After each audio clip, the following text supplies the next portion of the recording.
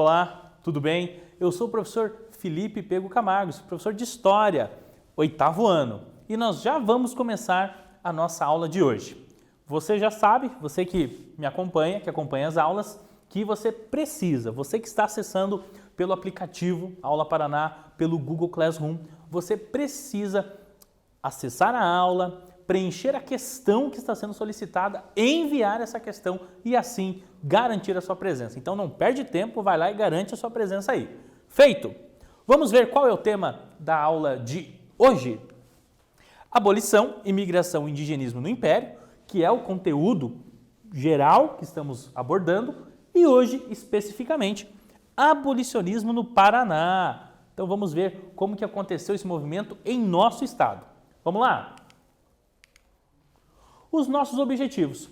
Esse aqui, identificar e questionar o legado da escravidão, já é um velho conhecido nosso. Já tem algumas aulas que nós estamos analisando esse objetivo, cumprindo esse objetivo. Por quê? Não estamos tendo apenas uma visão dos fatos, mas várias visões, certo? Eu acho que você vai lembrar do trecho lido na aula passada da escritora negra Maria Firmina dos Reis. Veja, já estamos vendo de um outro ponto de vista o que foi o processo da abolição da escravidão no país. E o outro objetivo, analisar os personagens e grupos que fizeram oposição à escravidão e lutaram pelo abolicionismo, bem como pela justiça social em solo paranaense durante o século XIX. Ou seja, nós vamos focar, nos concentrar no nosso estado, certo? Mas mesmo assim, vamos retomar um pouquinho? O que nós estudamos na aula passada? Que o movimento abolicionista a nível Brasil foi composto por homens, por mulheres, por brancos, por afro-brasileiros, por grupos que desejavam a completa liberdade dos então cativos. E vamos em frente? Pensa comigo. Hoje, então, vamos analisar a nossa realidade por um momento. Quando você precisa, quando você encontra pessoas que pensam igual a você, ou seja, quando tem um grupo de pessoas que pensam semelhante, têm ideias em comum, como esse grupo faz para que eles consigam discutir, debater, falar sobre esse ideal? Então pensa bem nessa pergunta aqui. Como esse grupo, como essas pessoas definem as ações para isso? Então pensa você um pouquinho. Um grupo de pessoas, como que faz para poder chegar a uma ideia que esse grupo tem em comum? Pensou? Olha só, talvez você tenha pensado nos aplicativos de redes sociais. Talvez você tenha pensado aqui no WhatsApp, que está aqui ao centro, no Facebook, em outros aplicativos, mensagens, tá? E de fato, olha só, essa é uma questão da nossa sociedade contemporânea, que tem a cultura digital. Então, talvez você que está assistindo a aula, você esteja aí em vários grupos em redes sociais, grupos de diferentes redes, participando, interagindo. E por quê? Vivemos uma cultura digital. Mas eu quero que você pense de outra forma agora. Imagine que quando não tinha esses recursos, imagina quando não tinha a possibilidade de fazer um grupo numa rede social. Como que as pessoas que pensavam em comum, tinham os mesmos desejos, elas se organizavam? Pensou? Como será que elas faziam?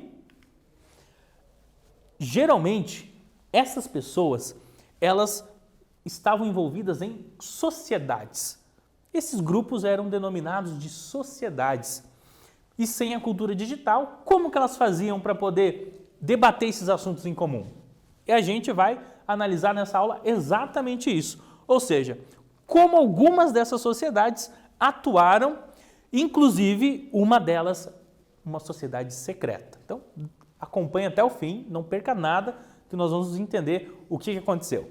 Vamos em frente? Abolicionismo no Paraná.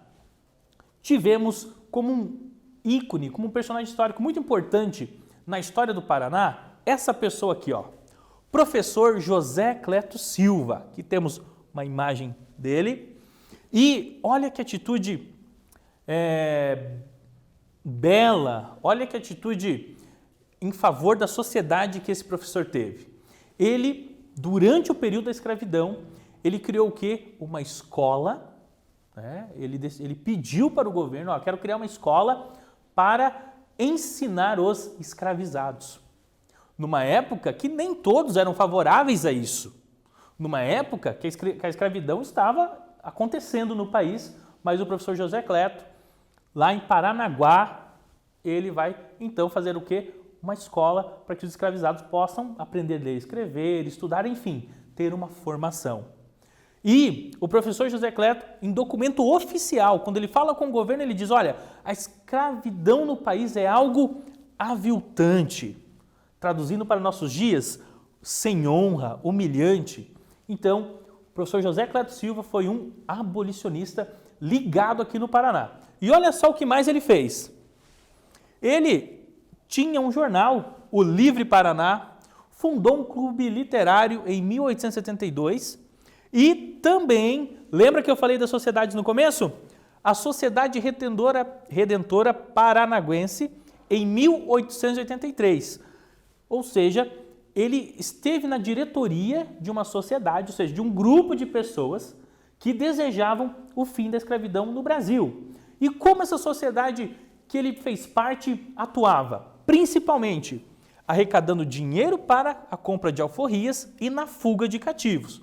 Ou seja, essa sociedade trabalhava juntando dinheiro para que os escravizados pudessem comprar sua liberdade ou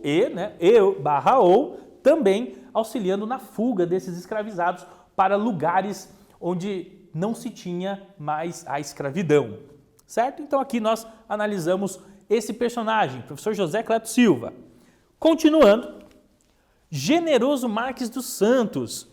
Olha que história interessante. Generoso Marques dos Santos foi aluno do professor Cleto José Silva e, além de aluno do professor José Cleto Silva, o Generoso Marques também foi deputado e chegou a ser presidente da província do Paraná e também se empenhou na campanha abolicionista, certo? Então, o Generoso Marques, um outro importante lutador, vamos dizer assim, do abolicionismo no Paraná. E agora chegamos à atividade. Vamos lá?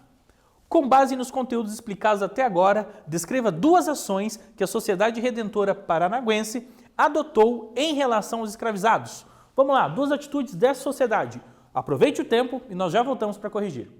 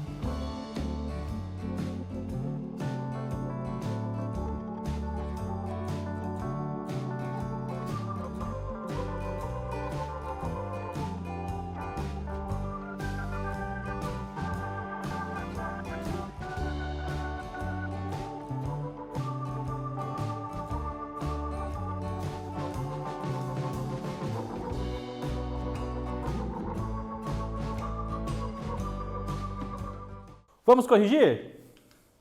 A Sociedade Redentora Paranagüense adotou as seguintes medidas em relação aos escravizados. Vamos lá?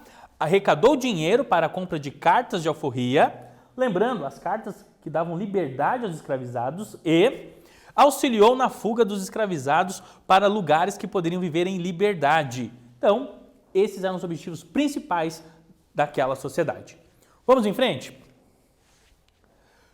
A Sociedade Secreta Abolicionista Ultimatum de 1887.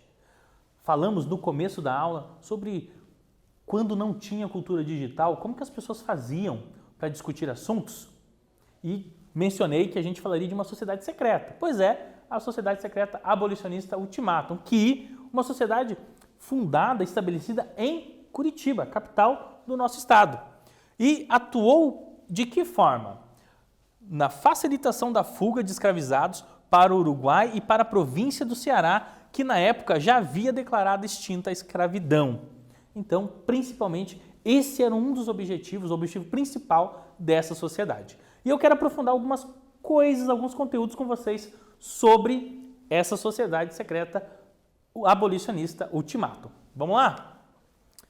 Tem um trecho de um documento que eu gostaria de ler com vocês, que foi o quê? O documento Ata de Fundação da Sociedade Secreta Abolicionista Ultimatum em 1887.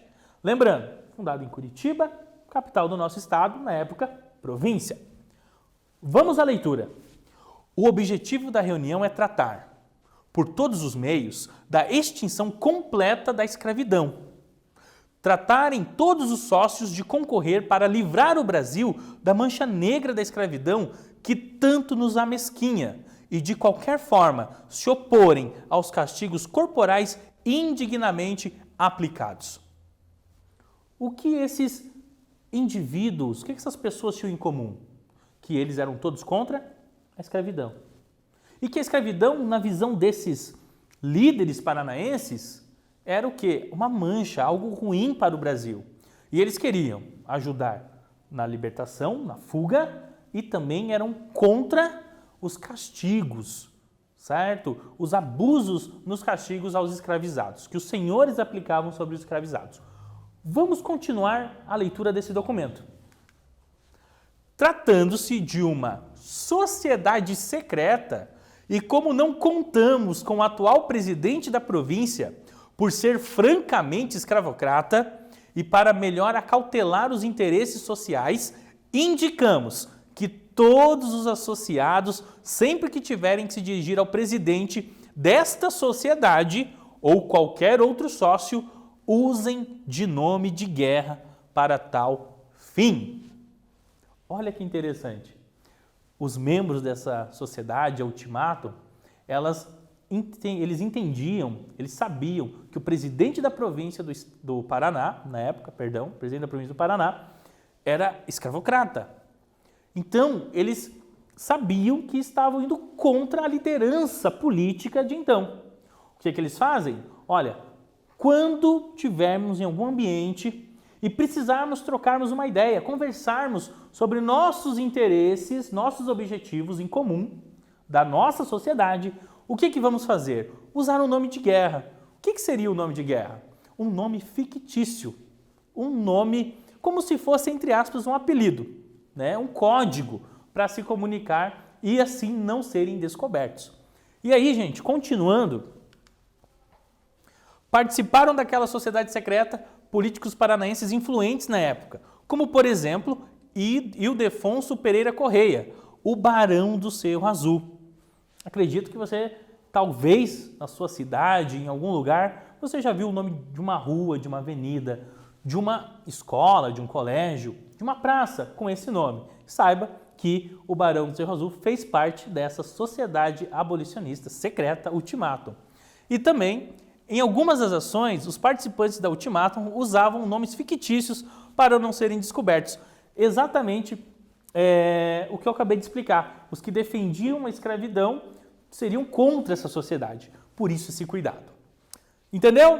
Viu? Curitiba, não somente Curitiba, mas Curitiba teve essa sociedade, como também teve outras por todo o estado do Paraná. tá? Nós falamos lá do professor José Cleto, da sociedade lá de Paranaguá, mencionamos agora essa de Curitiba, mas por todo o Paraná tiveram movimentos, tá? Contrários à escravidão, tá? Vamos ver alguns. A Sociedade Libertadora do Paraná, de 1885, era formada somente por mulheres. Veja as mulheres participando ativamente no estado do Paraná. E além dessa Sociedade Libertadora do Paraná, a Confederação Abolicionista Paranaense, com uma presença significativa de militares. Foram outros grupos que defenderam o fim da escravidão no Brasil. Então, veja, no Brasil e especialmente no Paraná. Não se esqueça que, quero reforçar mais uma vez, esses grupos não tiveram somente em Curitiba ou somente em Paranaguá. Em várias regiões do estado, na época província, eles atuaram, certo? Chegou o fim da escravidão, ou melhor, chegou a abolição da escravidão. Quando isso aconteceu? E agora, o que fazer? Como resolver isso? Os escravizados conseguiram a liberdade, mas o governo deu algum amparo para eles? Deu alguma educação para eles? Condições de trabalhar dignamente? A exploração acabou? Infelizmente, o governo imperial brasileiro não conseguiu agregar socialmente os libertos. Diante desse contexto, diante daquele contexto, o que aconteceu? Olha só, foram fundados em vários lugares do Brasil clubes, ou seja, associações que auxiliavam os libertos. E eu quero destacar com vocês o seguinte clube. Vamos lá? O Clube 13 de Maio, fundado em 6 de junho de 1888. 13 de maio foi a data que a princesa Isabel assinou a Lei Áurea, ou seja, a abolição da escravidão. Entretanto, então o clube tem esse nome por isso, mas a fundação dele é um pouquinho depois. Continuando, localizado em Curitiba, foi criado por afro-brasileiros, com o objetivo de auxílio mútuo entre os recém-libertos. Então olha que interessante, os próprios libertos, os ex-escravizados, criando uma forma de auxílio mútuo, ou seja, auxílio entre todos aqueles que estavam recém-libertos, precisando muitas vezes de medicamentos, às vezes assistência social por meio de alimentos, mesmo a questão da educação, chamada na época de instrução. E o que acontece? Esse Clube 3 de Maio, atualmente, ele tem outro nome, que é a Sociedade Operária Beneficente 13 de Maio, localizada em Curitiba, certo? E aqui, quero que vocês olhem aqui uma imagem retirada aqui da internet, com a localização da sociedade na Beneficente, na rua Desembargador Clotário, Portugal, 274, Curitiba, Paraná, certo? Então, a gente tem ainda a permanência dessa sociedade Antigo Clube 13 de Maio, certo? Gente, antes do quiz, eu quero falar com vocês um outro fato muito importante, que é o seguinte, tá? Em Ponta Grossa, Castro e outras cidades paranaenses, nós chamamos de rota tropeira, também tiveram outros clubes, outras sociedades que, a seu modo, naquele contexto, atuaram também no auxílio mútuo entre os libertos. Então, é importante fazer esse registro para que a gente entenda que a resistência africana, a resistência cultural, ela existiu não somente na capital, mas em outras cidades do nosso estado, na época província. Dito isso, tem um quiz para vocês responderem agora. E olha só, detalhe. Então, leiam, interpretem, respondam e o detalhe assinale a alternativa incorreta, aquela que não está certa, certo? Então, vamos lá. Um tempinho e eu já volto.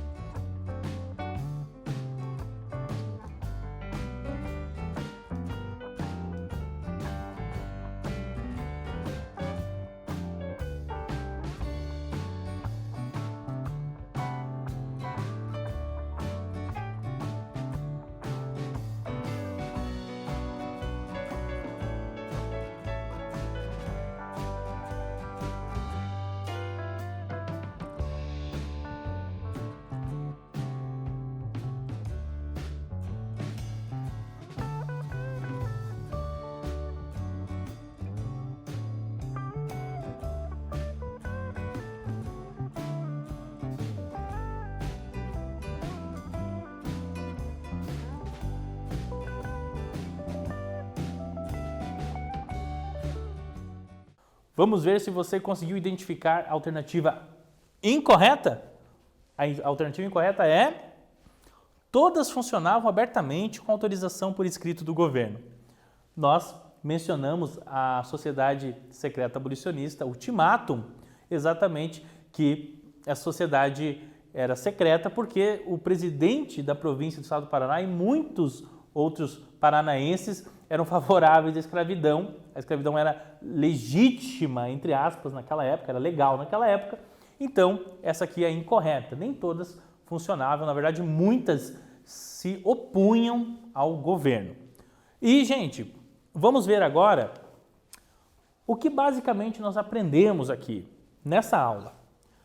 Personagens e grupos que fizeram oposição à escravidão no Paraná e lutaram pelo abolicionismo, bem como pela justiça social em solo paranaense durante o século XIX. Então, não se esqueça da escola para escravizados que o professor José Cleto Silva organizou. Não esqueça também das sociedades, da sociedade secreta que a gente enfatizou, mas também de outras sociedades, outros grupos que tiveram à frente desse movimento de resistência à escravidão no país e também pós-abolição, certo? E agora, para a próxima aula, vamos falar sobre a imigração durante o século XIX. Sim, vamos entender por que os imigrantes chegaram no Brasil durante o século XIX. Então, imigração é o nosso próximo conteúdo e eu espero vocês.